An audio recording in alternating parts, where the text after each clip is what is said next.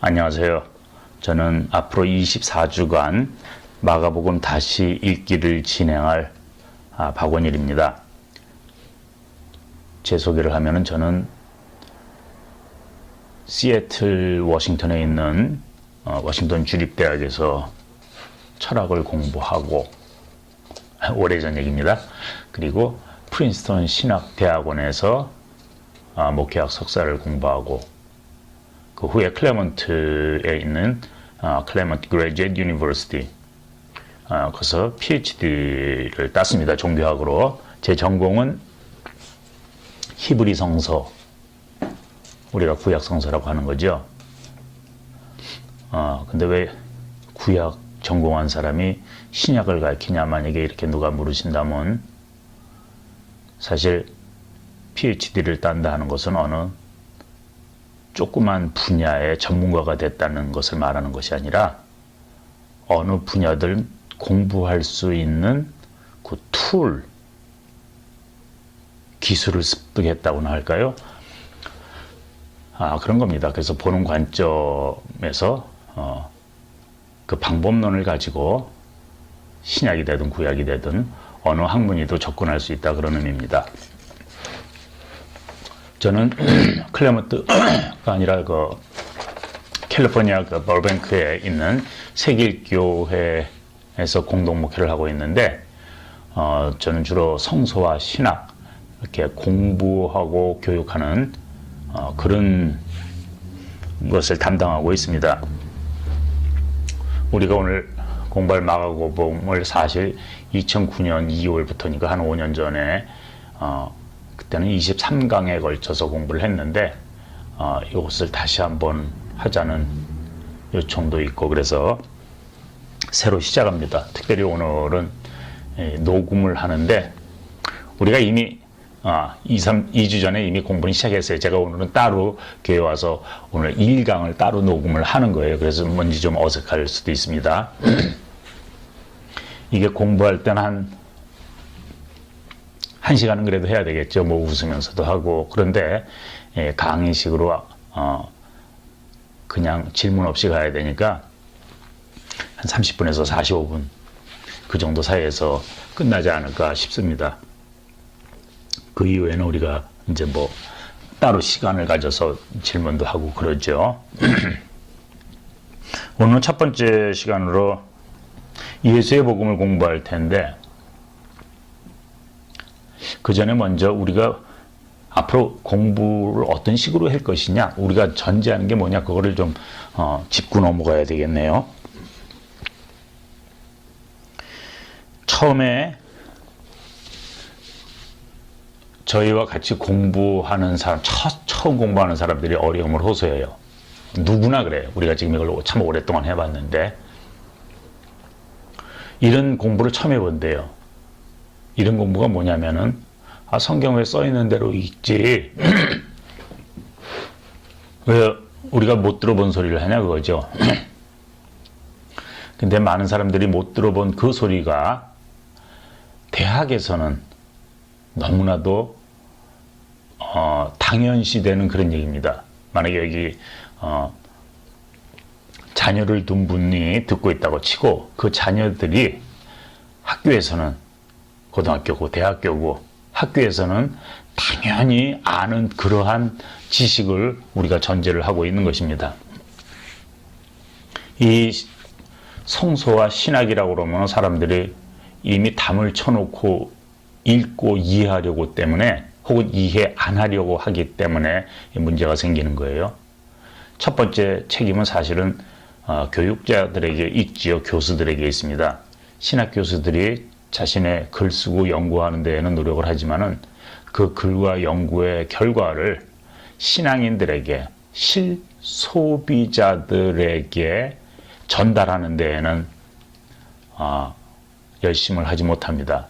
게으르다고 할 수는 없겠지만은 이게 여간 어려운 일이 아니에요. 말이 다르기 때문에. 그러면 이것을 목사님들이 좀 해줬으면 좋겠지만은, 이 목사님들이 만약에 열심히 배웠다고 치고 그래도 교인들이 잘 받아들이질 않기 때문에 목구멍이 포도청인 거라 그냥 접고 넘어가지요. 그냥 원하는 상품을 만들어 판다는 얘기입니다. 교인들이 듣고 싶어하는 그런 얘기를 해주게 되지요.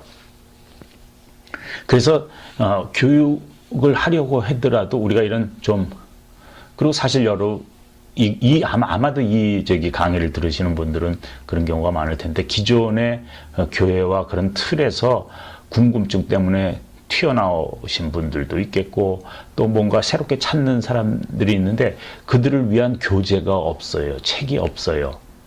아주 전문적인 책이든가 아주 옛날 전통적으로 교회에서 가르치는 뭐 단답식 혹은 교리문답식 그런 공부 외에는 없어요. 그래서 그런 교재를 한번 만들어 보고자 이제 이 공부를 시작하게 된 거지요. 어떻든 간에 이제 우리가 앞으로 공부하는 데 있어서 어떤 전제 조건이라고 그러면 제가 이런 것이 있습니다. 세 가지만 얘기하죠. 문학적인 이해, 역사적인 접근, 신학적인 해석. 앞으로 우리가 공부할 것이 이 세 가지를 담고 있습니다. 문학적인 이해라고 하면은 성서가 글로 써졌다는 얘기죠. 너무 당연한 거죠. 글을 쓸 때에는 글의 생각을 담습니다. 그리고 그 글을 읽을 줄 아는 사람한테 글을 쓰지요. 글을 모르면은 읽을 수가 없어요. 글에 대한 이해가 있어야 된다는 얘기입니다. 또 하나는 이 spoken language, 말과 마찬가지로 글도 written language도 문자적으로만 혹은 그걸로만 의미가 다 전달되지는 않아요. 참 죽이네. 그거 누구 죽인다는 얘기가 아니죠. 좋다는 소리죠.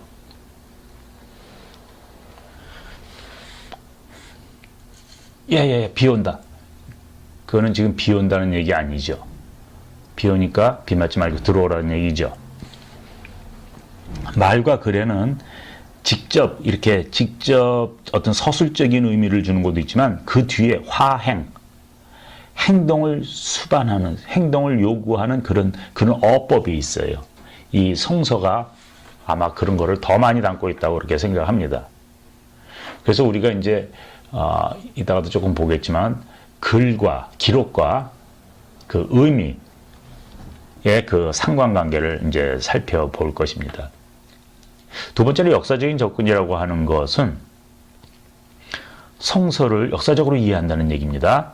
당시의 역사, 지금부터 한 2000년 전에 있었던 그 역사적인 상황, 문화, 그 상태에서 성서가 일어났기 때문에 그 상황을 봄으로 해서 우리가 성서를 더 잘 이해할 수 있지 않을까 하는 그런 의미입니다.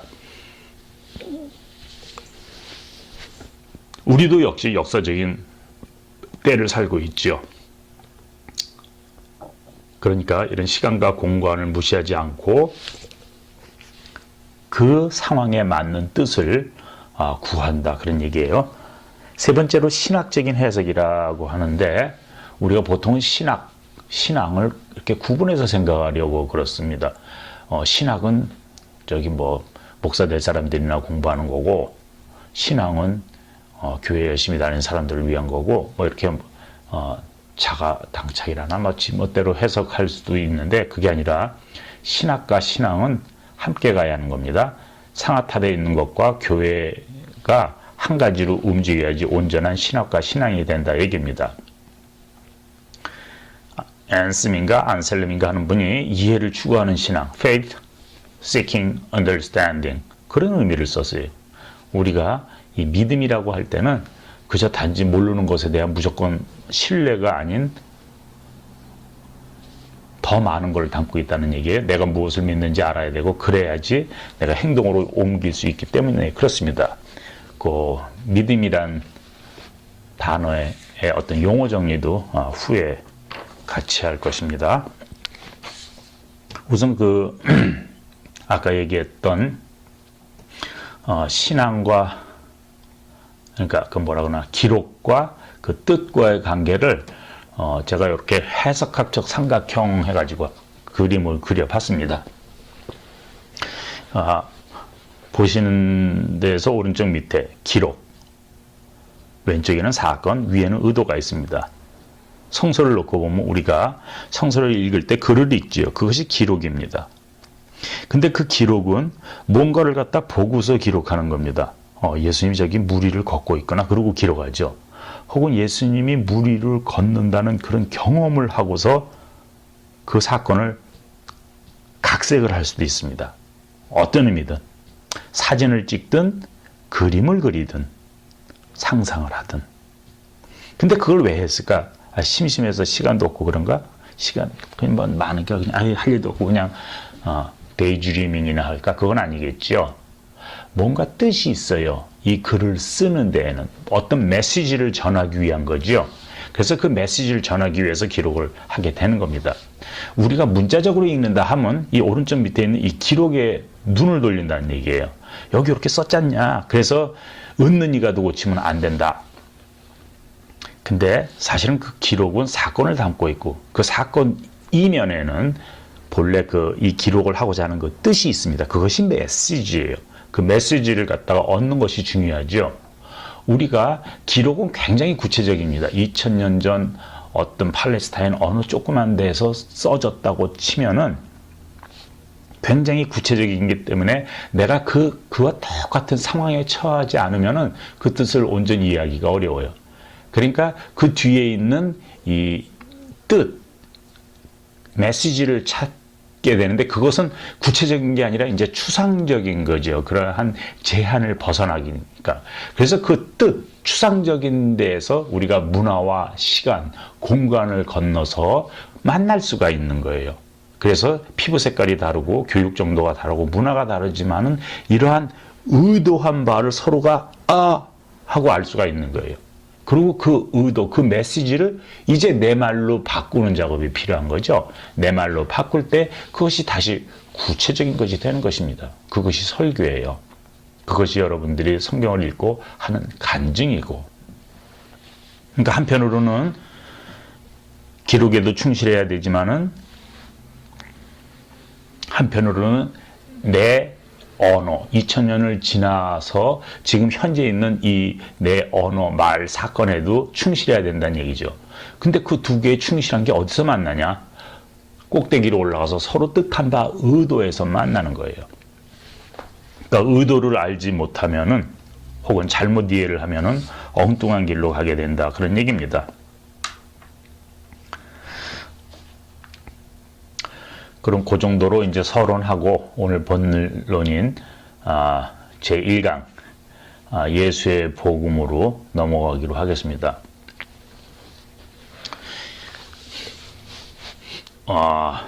예수의 복음이라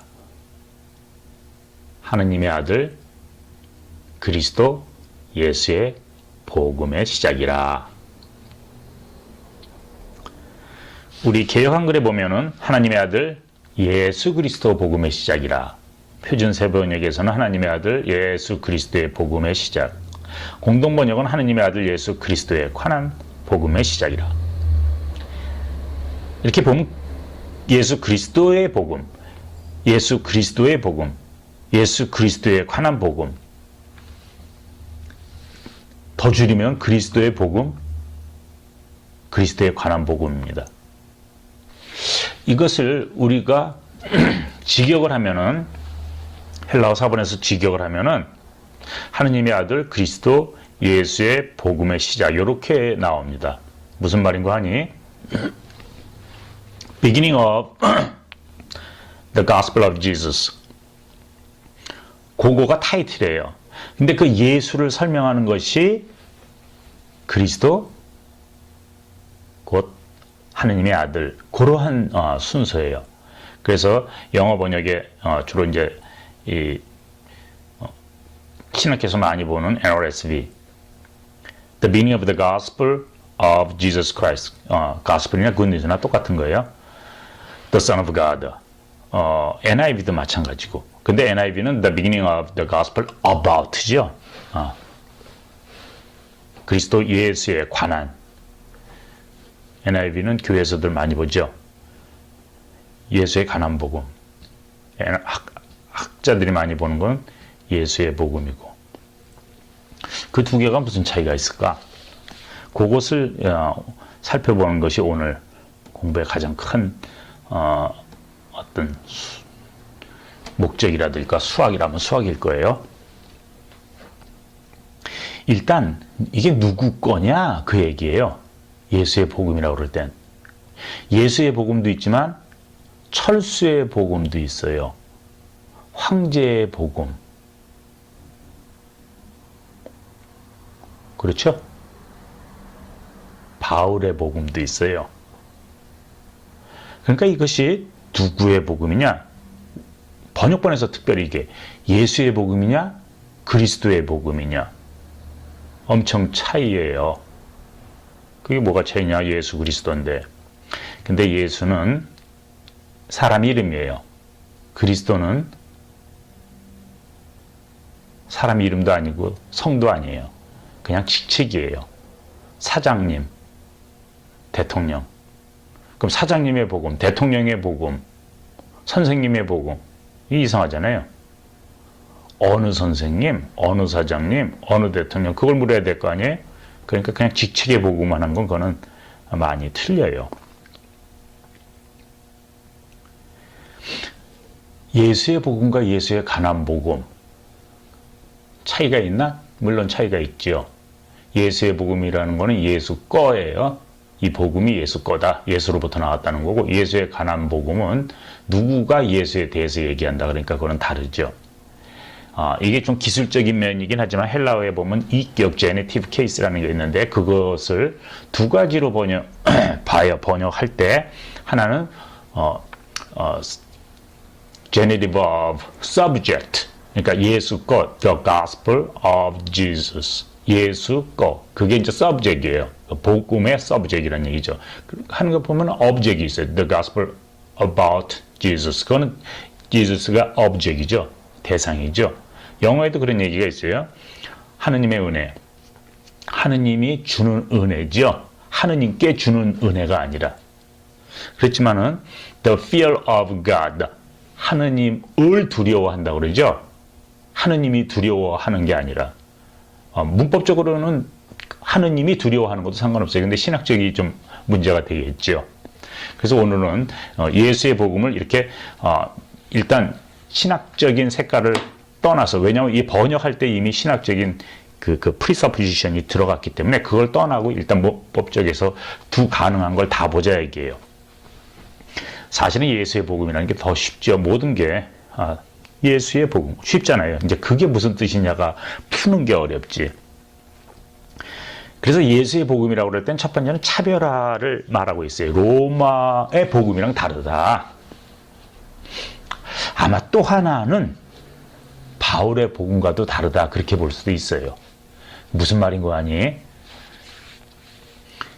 예, 알만한 사람은 알겠지만은 신약성서가 대부분 바울이 써졌다고 그러죠. 뭐 신약성서가 27권이고 바울 13서신 이렇게들 얘기하는데 학계에서는 이제 바울이 진짜 쓴 건 한 7개 된다고 보는 거죠.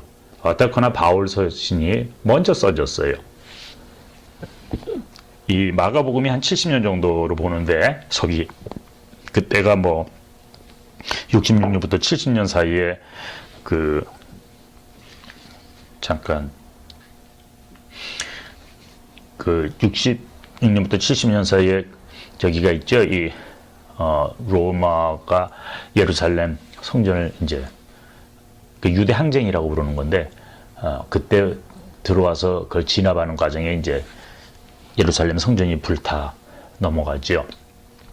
그 이후로 살아남는 것이 소위 바리새파 유대인하고 크리스천 유대인이었어요. 그때 유대인의 종류가 우리 지금 교파가 많은 것처럼 어느 학자에 의하면 한 500개 파가 있다고 그러는데 그 70년을 계기로 살아남은 것이 Pharisee Jews, Christian Jews, 이 바리새파 유대인하고 소위 크리스천들이 살아남는 거예요.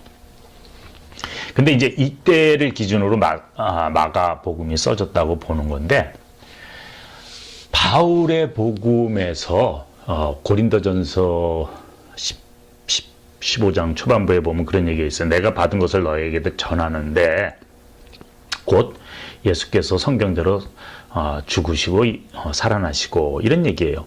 그러니까 바울도 그 옛날에 누구한테 받았겠죠. 그리고 바울도 전하고.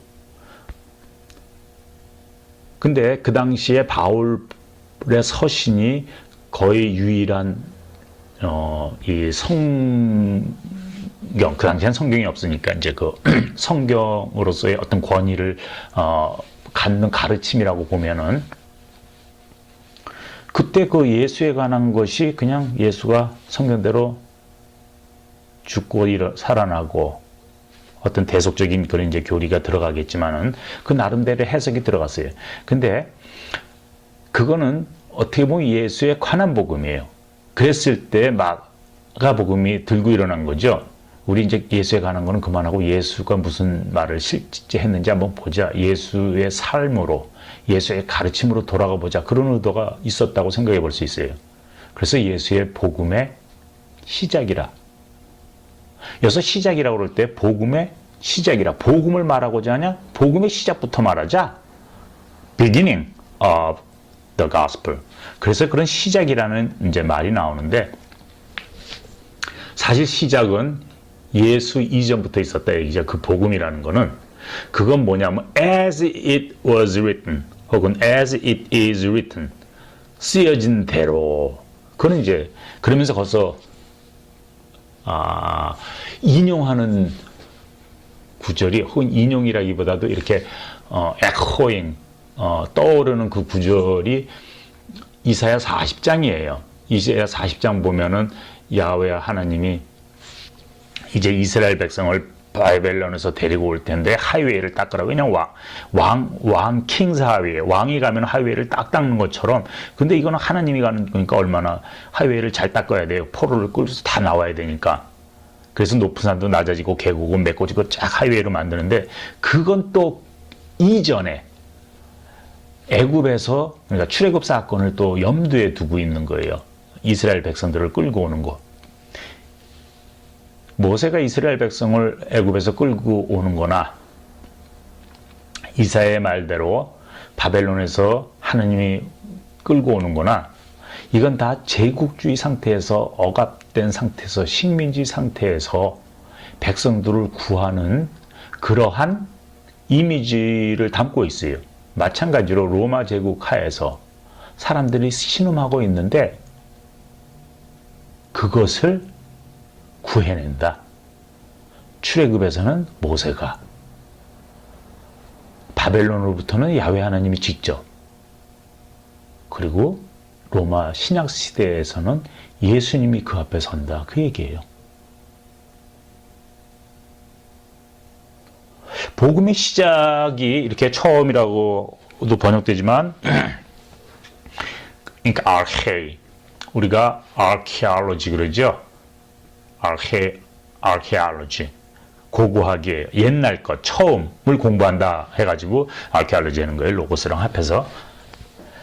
근데 또 하나는 이 archomai 이제 그 archo가 이 archomai는 시작하다지만은 archo는 곧 지배하다 그런 의미가 있는 거예요. 두 가지 의미가 있어요. 그래서 이 지배라는 면이 그건 꼭 룰이라고 보다도 어떤 모범이다 이제 이런 걸로 규범, 모범 이렇게도 볼 수 있겠죠. 그렇게 번역을 해보면은 그러한 의미를 담고 있다 그러면 archei to you angeliou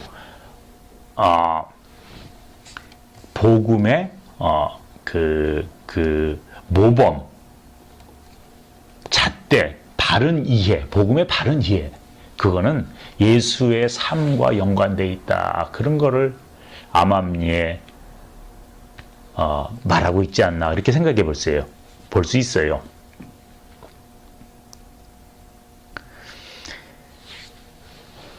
예수의 복음이 어떤 걸까? 우리가 예수의 복음 하는데 그럼 예수의 복음은 그 내용은 뭐냐? 복음이란 말은 어떤 껍데기 아니라 일단 틀인데 누구나 쓰는 good news. 예. 누구한테나 굿뉴스는 아니죠. 그냥 굿뉴스 한다고 그 속 안에 무슨 내용이 굿뉴스인지 알아야죠. 그래서 예수의 그 복음 굿뉴스를 한번 살펴보면은 저기서 보죠. 2장 3장에 보면은 마가복음 3장에 보면은 그런 얘기가 있어요. 그 예수를 부르는 과정에 자기와 함께 있고 전도도 하며 병든 자를 고치게 한다. 그것을 기준으로 해서 지금 그 채드 마이어스라는 사람이 있는데 아마 80년대 말에 Binding the Strong Man 그런 아주 두꺼운 책을 썼어요. 근데 그 책이 제가 알기로 아마 뭐 10수권 거의 20판 인쇄가 될 정도로 굉장히 유명한 책인데 거기에 그 Three Major Plot Strands 해가지고 요 예수의 복음 속에 흐르는 세 가지를 나눠서 한 말이 있습니다. 그것을 빗대서 보려고 합니다. 하나는 지배 체제에 대한 어떤 저항, 또 하나는 병든 자를 돌보는 거고, 그리고는 이제 새로운 공동체를 일으키는 거, 이렇게 세 가지를 봤는데 이것을 우리말이 아니라 우리가 이제 외우기 좋게 challenge, care, create, CCC로 하려고 그래요. 왜 CCC 하냐면은 이 대체로 사람들이 CCC 하면 많이 알 거예요. Campus Crusade for Christ 대학생 선교회 해가지고 많이 알려졌죠. 사형리에 대해서 들어본 적이 있으십니까? 하고 물어보면 그 있어요. 저도 고등학교 다닐 때 그런 거 들어본 적 있는 것 같고. 근데 대체로 사람들이 알든 모르든 교회 신학이라는 것이 그냥 그 수준을 넘어가질 못해요. 공부를 해본 적이 없기 때문에. 일단 사형리는 그거죠. 하느님이 wonderful plan, 좋은 놀라운 계획을 가지고 있는데 넘버원 그게 1. 두 번째로 사람이 모른대요. 죄 때문에. 아무도 모른대. 세 번째, 예수만이 유일한 길이다. 네 번째, 고로 예수를 주로 믿고 고백하고 그렇게 살아라, 이제 이런 얘기예요. 그 당시 그게 50년대쯤 되나, 그 빌 브라이트가 그 대학생 선교회를 이끌고 이럴 때에는 이것이 아주 간단한 메시지로 성서를 일목요연하게 외우기 좋게, 그야말로 상품성 있게 마케팅하는 것처럼, 세일즈하는 것처럼 그걸 잘 만들어 놨으니까 이것이 효과적이었어요. 그런데 그 사람의 need, 그 사람의 그 need, 문제, 아픔, 그것을 풀기 위해서 나온 이 답이 사람들이 그 뜻을 다시 찾아서 자기 나름대로의 문제를 풀어야 될 텐데 그러한 노력이 없는 거예요. 또 하나는 이제 신학적으로 그 사형리에 보면 예수님의 삶과 가르침을 담은 복음서 얘기가 전혀 없어요. 그래서 우리가 예수님의 삶과 가르침, 그 복음서 얘기 좀 해보자는 건데 이걸 외우기 좋게 그래서 CCC를 이제 딴 거예요. 첫머리로 challenge, care, create. 챌린지는 지정에서 지적인 영역에 해당합니다. 지금 현재 뭔가가 잘못되어 있다. 그것을 인식하는 능력입니다. 이 세상이 잘못 돌아가고 있다. 이 지배체제가 엉망이다 하는 그런 것을 말하는 겁니다. 그래서 챌린지예요. 챌린지는 다만 비난하는 것에 끝나는 것이 아니에요. 도전한다는 것은 그 앞에 서야지 가능한 거예요. 글로도 챌린지 할 수 있겠지만은 그보다는 내가 몸으로 그 앞에 맞닥뜨리는 겁니다. 예수님이 보면은 그냥 숨어서 가르쳐도 될 텐데 늘 지도자와 대립을 했어요.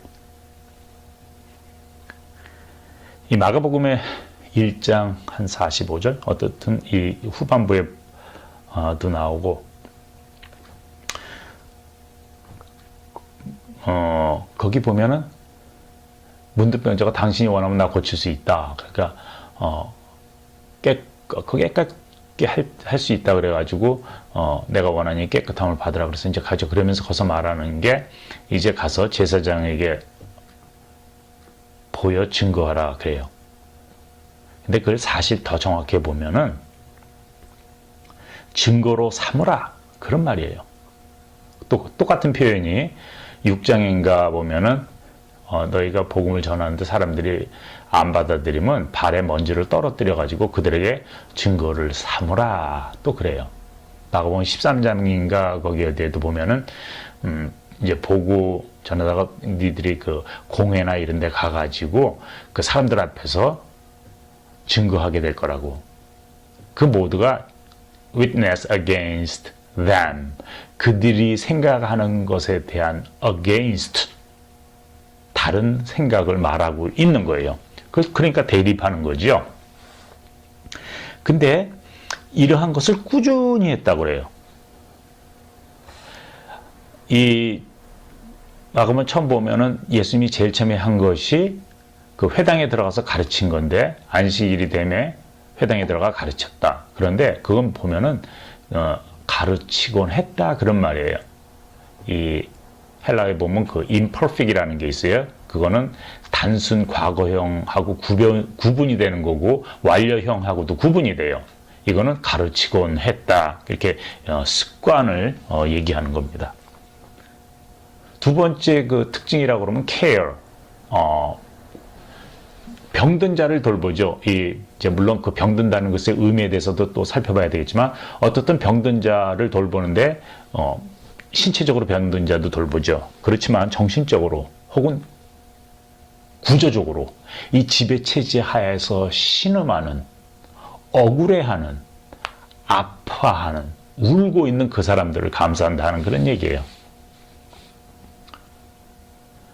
당신은 이 공동체가 유기적인 사회예요. organic whole.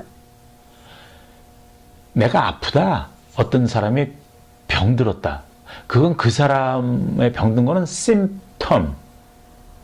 그 사회가 병들었는데 가장 약한 부분에 종기가 났다든가 부스럼이 났다든가 골맞다든가 터졌다든가 그 사람한테 그게 나타났을 뿐이에요. 이미 그게 나타났을 정도면 그 안에 많이 썩었다는 소리죠. 이 공동체가 지금 잘못됐다 하는 것을 말하고 있는 겁니다. 무슨 말인 거 아니? 그 사람을 고친다. 그거는 그 사회를 고치는 행위고, 그렇다면 이것이 체제적인 눈에서 보면 엄청난 도전이지요. 그 체제에 칼을 대는 거니까. 또 하나는 create. 공동체를 만드는 건데 지금 현재 있는 이 지배체제, 한 사람을 위한, 소수를 위해 다수가 희생하는 이러한 체제가 아닌 서로가 서로를 아낄 수 있는 경계를 넘어선 그러한 커뮤니티를 만들어라. 이것이 예수가 한 운동이 아닐까 생각합니다. 경계선을 없애는 거. 그래서 예수님이 그 베드로 장모가 누구 고치고 난 다음에 이제 또 어디 가서 기도하고 그러는데 제자들이 찾아오죠. 사람들이 찾는다고 그러니까 우리가 딴 데로 또 가자. 이것을 위해서 왔다고. 우리는 어느 부흥사고 어떤 적이고 교회가 잘 되고 그러면 거기다가 이제 모으죠. 빌딩을 세우죠. 크게 하고 사람들을 모아 불러들여요. 체제가 돼가는 겁니다. 또 하나의 거대한 구조, 악으로 변신할 수가 있어요. 예수님은 그러지 말고 딴 데로 가자. 그래서 자꾸 이렇게 옮겨 다니는 거는 이건 어떤 체제를 만드는 것이 아니라 movement, 운동을 하는 거예요. 그것이 하느님 나라 운동이라고 할 수 있는 겁니다. 교회가 아마 시작이 하느님 나라 운동에서 시작했을 거예요. 그렇다면은 사람들이 생각하듯 교회는 빌딩이 아니고 사람들의 모임이고 체제가 아니고 무브먼트예요. 의식을 새롭게 하고 하느님 복음, 하느님의 나라, 그 운동으로 가자는 의미였어요. 이러한 모든 지금 단어들이 하느님 나라, 하느님의 복음, 뭐 회개 이런 운동 이런 말들이 또 많이 나오는데 이것은 하나하나 다 정리를 해가고 넘어가야 할 것이기 때문에 그건 다음 시간에 이제 죄니 회개니 믿음이니 하는 거는 다음 시간에 하고, 그 다음에 하느님 나라 뭐 이런 얘기 등등은 초반부에 설명하십시다. 감사합니다. 오늘 여기까지 하겠습니다.